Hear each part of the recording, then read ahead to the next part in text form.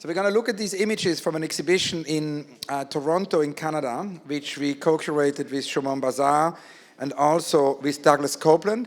Shomon Bazar is a novelist and an architect and a writer who lives between Berlin and Dubai. And Douglas Coupland, a Canadian artist and also novelist. And we actually wanted to investigate with this book, which is about to come out. This is basically a kind of an avant-premiere. It hasn't been published yet. A sequel to our book, The Age of Earthquake, and the book is called The Age of You. It's basically a book on the contemporary state of selfhood. So I thought it would fit somehow the topic of today. It has, of course, to do with the fact how the self has become more extreme and what it means to be an individual today. It's a book which has 70 contributions by artists, scientists, architects answering this question. And it's about the question of what's, the most valuable maybe resource of this century, which is you. It's also the idea of an address. It's in that sense, in the tradition of a DIY book kind of thing, that you address the reader. And of course, it looks at how online behavior changed that question of the you at a moment where large parts are extracted from the you and where in a way we now exist everywhere and nowhere, and very much a part of the you, is basically independent of our five senses, which is something which is quite puzzling and I think raises so many questions. It has also to do with something Cedric Price once said when he said, the architect, he said, technology is the answer, what is the question? So we gathered artists like Victoria Sin, Sofia Almaria, Agnieszka Kurant, whom you heard earlier today, of course, who is also part of that show, actually with the termite work, and made the book into an exhibition in Toronto and MoCA. So in a way, the idea is to make a layout of this book into a show where each floor is a chapter, and it is inspired by a book which I think is relevant for the theme of today by Eric Hobsbawm, the seminal historian, which is The Age of Extreme, where basically he looked at this idea of a history of the short 20th century, starting with the gunshot in Sarajevo 1914 and ending with 1991, end of the Soviet Union. And it gave us the series of the chapters, so what is the extreme self? About, there's a second chapter about what we call fame and the face. It addresses also the whole selfie question. A third chapter is about the intimacy industries.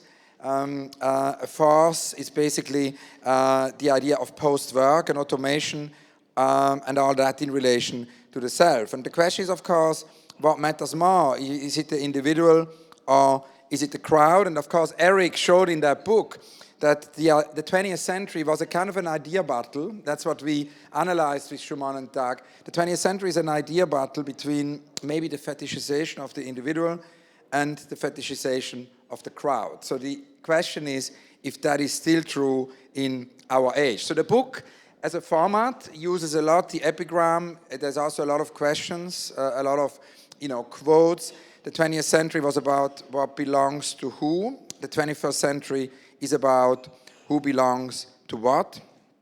Can people ever have nostalgia if they only ever inhabit a present?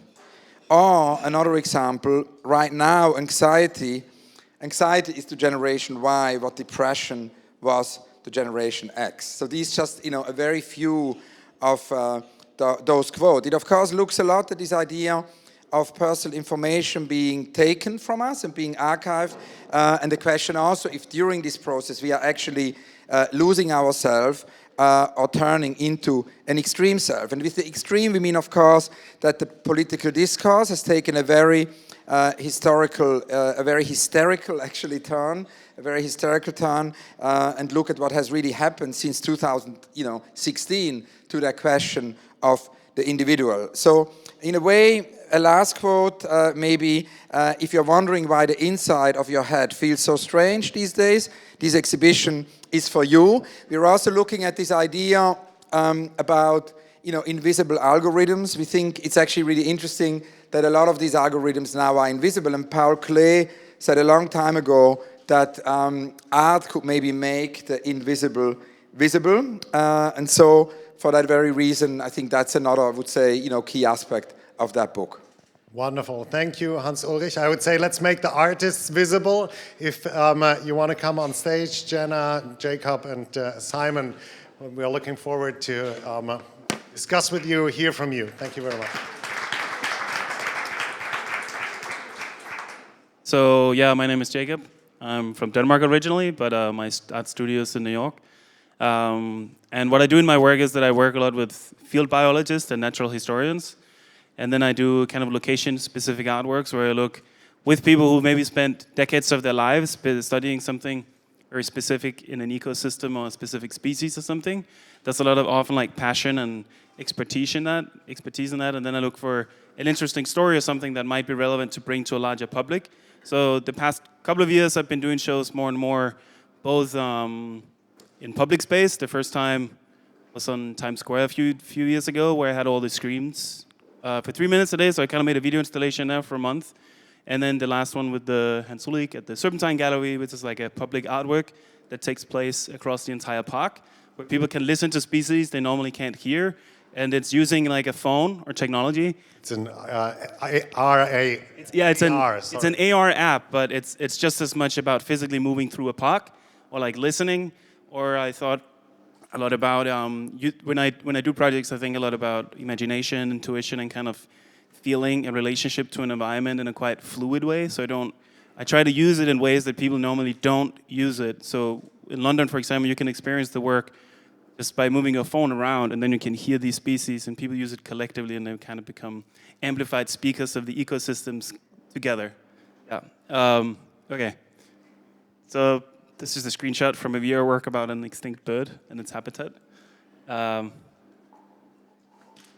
yeah, okay. You have to imagine that these are immersive experiences, so you're really moving around in a space. He's not creating an image, he's creating a world, as you described. Yeah, then the last little thing I want to mention about my practice is that I always, for each project, I kind of build new teams. So I work with people who really excel at their field statistically, and the people I work with also in science, I consider part of these projects as well, in their knowledge and the material. But I also collaborate with maybe people from music industry or in gaming or film, who within their own sector, they might be limited what they can do artistically, but through kind of natural conversations I have with people. I have an international network of these people. We think about together how they can enable some new ways of using their tools and skills. One thing I was wondering is, when we installed the piece in London, and of course it had a lot to do with the experience also of the park, because you could actually experience it only when you came to Kensington Gardens around the Serpentine. You can still do so should you come to London. It's been prolongated, and the experience happens, it's triggered by a sculpture and then happens like a walk through to the park. And you told us that actually when we discussed on the Haraway Cyborg Manifesto, that it's only when you move beyond the concept of the natural that you're kind of free to think or to rethink gender, ecology, technology. And I thought it would be interesting in the context of the theme, of today, that you explain that a little bit. Yeah, I think me as an artist, what really is interesting, and like especially in this context of identity, is more like using technology in a way that connects you to environments. Or in Serpentines, for example, there were 5 specific species in the park that I work with, like insects, bats, and some different trees and a bird. And some people told me after that they've never noticed these like blue damselflies, for example, in the park.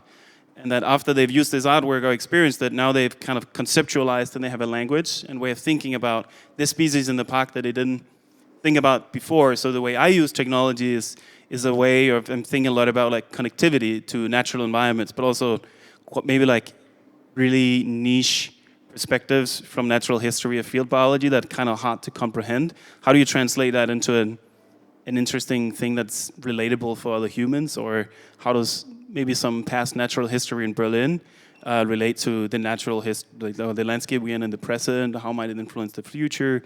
These are kind of the themes I work with. So to me, technology is about this fluidity of kind of connecting people to environments, to each other, but also like free imagination. So usually a project takes a starting point in a real environment and natural history, but then it transforms into something completely different and new that's never seen before. And that's something that happens through these collaborations, where when you do a project and you build a team together and you have a general concept and idea, but you have no final design for the final form, you find this together during the way, and then you kind of create some new relationship, a condition that's very hard to imagine before you start.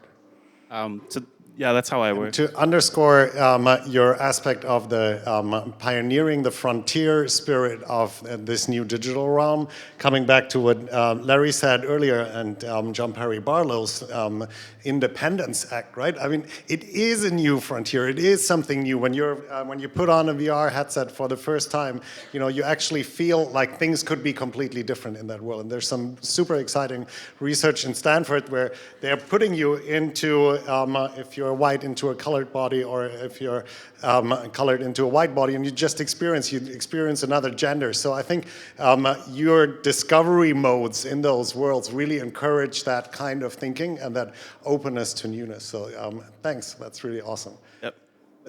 Let's click further. Let's see if Jenna is next. Yes. Hello, I'm an artist based in Berlin. I'm Finnish. But I work a lot with living media, so both organic and synthetic alike. And I was thinking, in relation to the topic of today, identity, digital identity, I guess, like a lot of my work deals with identity beyond the human form. So in a way, for example, the gut brain that has been mentioned a couple of times here today, and how bacteria have a role to play in our thoughts and emotions, as well as the digital infrastructure and interlocutors, the intelligent machines that we live with. So those are some of the topics I've dealt with before. So for example, here I'll just show a few examples of recent work. This one is called Nimiaseti. It's an audiovisual work that uses machine learning along with bacteria to kind of invent this new language, a bacterial Martian language. I could go deeper into that, but it might might be taking us into the wrong track. And then there's another one, Imagma, which is co-commissioned between the Serpentine and Moderna Museet in Stockholm, which is kind of a computing system. So a lot of my work also deals with like biology and computing. In this case, lava lamps, like a chemical reaction, is used for computing, and instead of its history in computing in generating random numbers, it's actually been the shapes inside the lava lamp are being interpreted by this machine oracle or machine intelligence. So it's kind of maybe a view into the machines, the machines of our creation that are a bit alien to us at the same time. So if I may ask, is what intrigues you to show the difference and to allow us humans to understand our identity better by seeing how different they are, or by finding out what we have in common? To come back to Blaze's earlier example of 50% bee, 50% chimpanzee.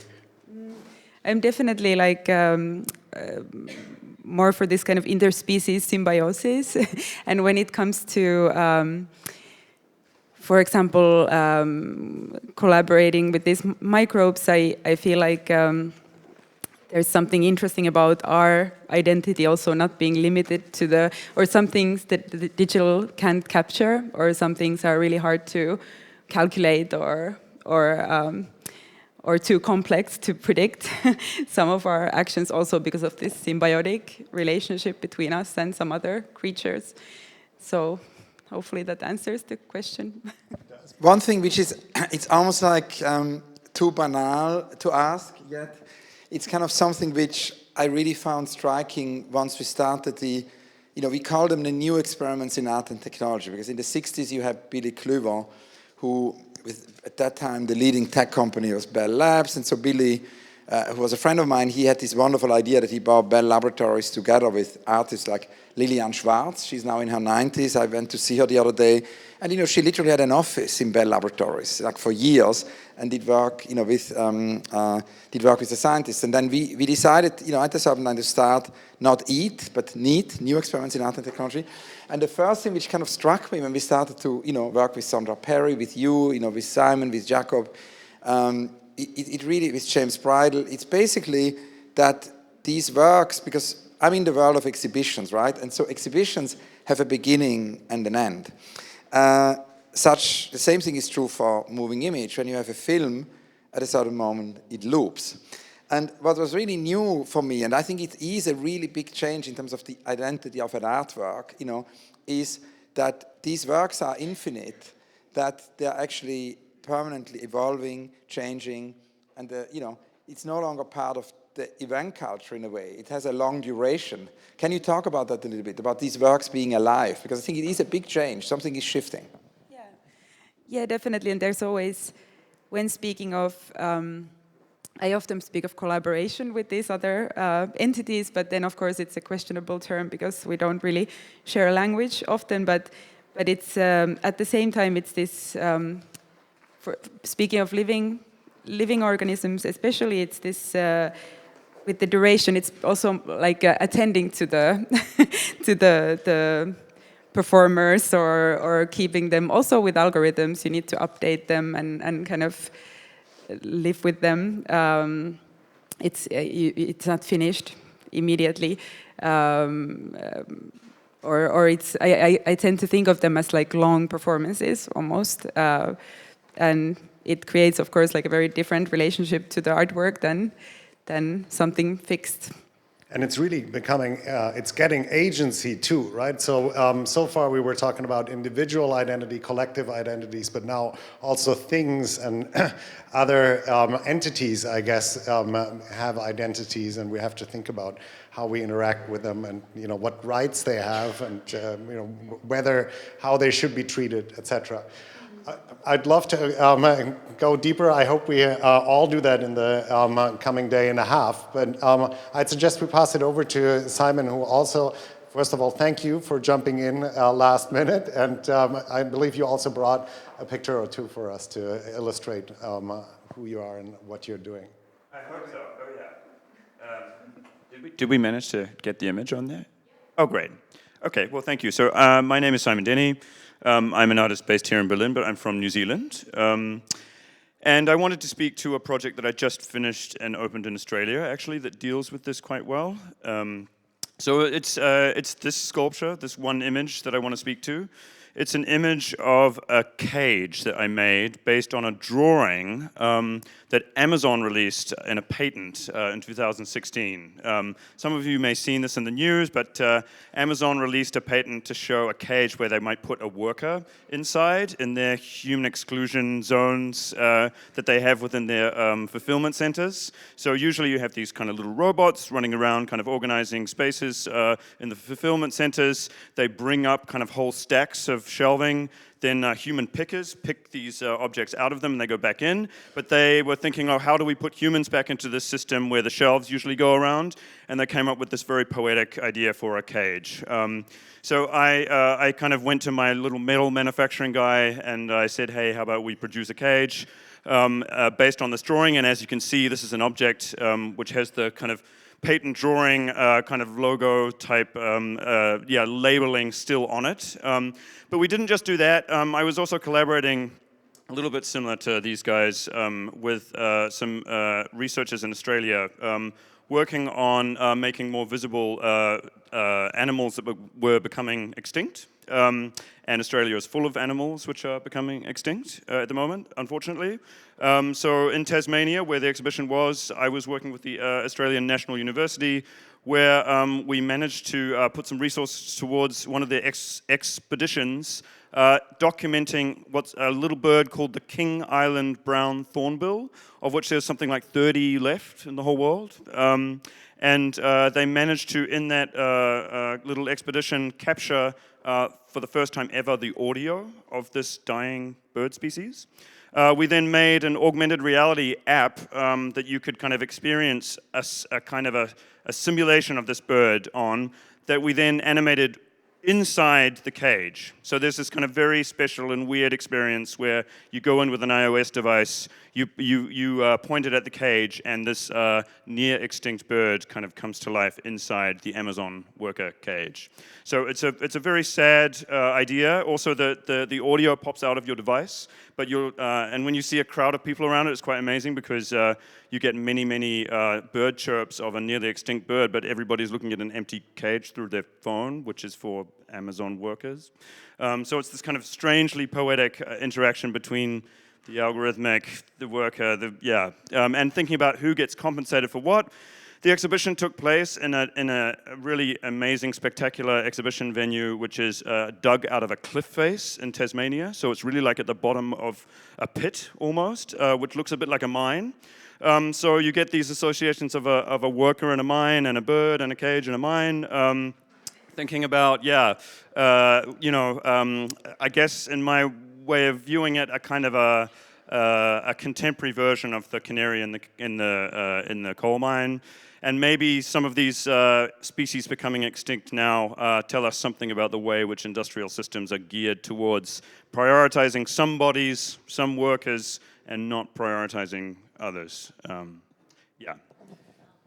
Now, many of these projects have, of course, to do also with, new alliances or new collaborations. I mean, Jakob's project was a collaboration with Google and the Google Cultural, Institute, and you have very often established such alliances, not only, to corporations, but also to individuals. You would just, ring up Vitalik Buterin, you would start. Can you talk a little bit about that? Because I think that's another really interesting bridge. You're building these bridges. Yeah, I mean, I guess like both of you and many people here today, I believe in cross-disciplinary collaboration, and one of the things that helped me make this project, this patent didn't unsurface itself from the many patents that Amazon publishes. So Kate Crawford and Vladan Jola unearthed this in their project called Anatomy of an AI System, which looks at all of the data, labor, and kind of material resources that goes into producing one Amazon speaker Echo system. And I spoke to them about that, and also to the Australian National University researchers working on these birds and bringing them all together. But Kate works with the AI Now Institute as well, which she founded, which is an AI ethics institute. And I was just having a conversation at lunch with this gentleman here in the foreground about how important cross-disciplinary practice is, and they go, their AI ethics is all informed not only by the STEM world, but also by the humanities. And I think we're all pro how important humanities are into framing kind of scientific and data-based research, if that kind of answers the question. Can we maybe go back, because we have a few images from Kushonga, who... That's my apartment also. Exactly, that's why I thought it's a connection. And actually who cannot be here today, and the work of Kushonga is basically a augmented reality work. That's a partnership with Acute, and this AR work is in Berlin here, near your apartment, Simon. That is my apartment. And of course, in terms of curatorial basically methodologies, there is this extraordinary potential of going with these AR works not only into the park, as we did with Jacob, but to actually go into cities, and also in a way reach beyond the museum. And I think this idea at the moment when Tim Berners-Lee, who was at the Serpentine a few weeks ago, and he's very alerted about the loss of net neutrality, and he says, there is a fast internet more and more for people who pay, and not the same internet for everyone. So he started his foundation to fight for net neutrality. And I think when we do these art projects, it should be the same. I think it should be art for all. And that's something which certainly these projects with AR in public space can do. It can reinvent also a new dimension of public art. That's something someone like Sandra Perry does, for example, by making her entire work. She makes her entire work open source. She said that she wants to combat oppression and surveillance through the diaspora. And of course, Marshall McLuhan, who is kind of very important for the beginning of such experiments with art and technology, said always that art can also be a warning system, it can be an alarm system. And that leads me to the very last question, because I realize we need to bring this to an end. My only question, which is recurrent always on panels to artists, is the question of the unrealized project. And it's kind of interesting, because when we look at this AR project, you know, it is quite utopic, particularly when it goes into large scale. And I always think it's interesting, you know, we know a lot about architects' unrealized projects, but very little about artists' unrealized projects. And particularly in conferences which bring together business, technology, science, art, I think it's always interesting to listen to artists' unrealized projects, because often actually someone is, you know, in the room who then can help make them happen. So I wanted to ask our three amazing artists on the panel to tell us about the dream, a project they haven't been yet able to realize. And you know, the realm is kind of big. It can be a project that's too expensive to be realized, or they didn't find the right partner, the right scientist, a project which maybe has been too small to be realized, forgotten in a locker, you know, or as Doris Lessing always told me, there's also the projects we simply haven't dared to do, right? There's self-centered projects. So, Jacob. I would like to bring parts of the deep sea to the surface so we can experience it. I would like to animate more patent questions with AR. And I'd like to kind of create a lab for my studio that I could make more biological experiments there. Thank you. Wonderful. Thank you so much.